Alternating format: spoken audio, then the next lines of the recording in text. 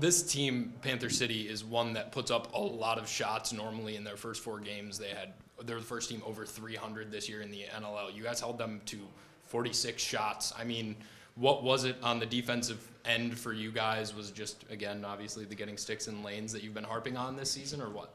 Yeah, exactly. I think like we came into this game, they kind of fed us our lunch a little bit in the preseason, so there's a little bit of like added extra motivation. But I think it's just what we play to. Like it's just the way we want to play defense is getting in the lanes, giving like bad shots, forcing guys to pull up. So I think it's just kind of a testament to how we've been playing back there. A lot of the goals in this game came in transition, coming from breakaways. I mean, how do you create those chances for this team?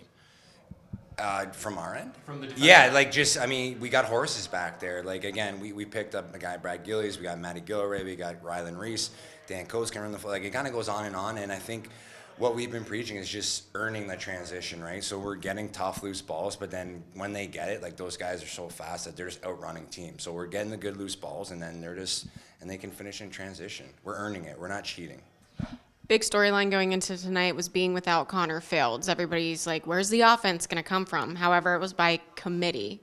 What's this an indication of, that this team can string together these kinds of wins no matter who's in the lineup or out of it? Exactly. I think even with Fieldsy in the lineup, like, again, he's been playing amazing, but I think, again, he's a hell of a player, and obviously you want him in the lineup. But I think when you look at our first 4 wins compared to this one, it has always been by committee, and he's earned it, and everyone just kind of earns it. We're playing a great system, and everyone's buying in. I think that's kind of it. So, when Fieldsy was out of the lineup, there was no real panic. It's just like, hey, we just kind of keep going. We have a game plan. We just stick to it. And, again, we've been preaching that we're going to score from everyone on that offensive zone anyway. So, how much more relaxed does this season seem?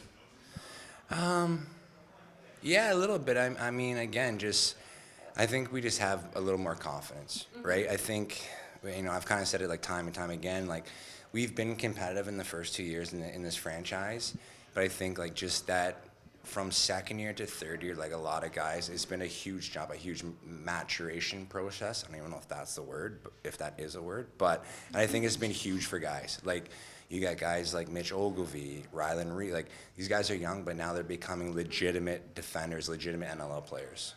Speaking of legitimate NL players, does Rylan Hartley continue to surprise you every single night with his new acrobatic tricks, or what do you think? No, again, it's just it's what comes with the territory with him. Again, that's how he plays goalie. That's what makes him successful, and that's what makes him such a special breed of goaltending. So the difference between this team and now you look next week to New York is that there might not be a single superstar that really gets a lot of the points for Panther City, but when you look at the Riptide, it's Jeff Teat, and you're going to have to deal with that. What are you guys going to look to do? Obviously, you usually just worry about the Knighthawks, but Jeff Teat is a generational talent. Yeah, 100%. I mean, again, like he's a guy who's going to have that ball on a stick like 89% of the time. And again, it's trying to make him uncomfortable, trying to force him into like tendencies he doesn't want, right? Again, easier said than done when, he's quote unquote the best player in this league, but it's trying to make it hard on him. So we'll enjoy this win. We'll come back Monday morning, come up with a game plan. And again, that's why we watch film. We see everyone kind of has tendencies. So we'll try and stop them the best we can. 2 weeks running, the only undefeated team in the NLL. How's it feel just thinking about the adversity from having the first overall pick in the draft?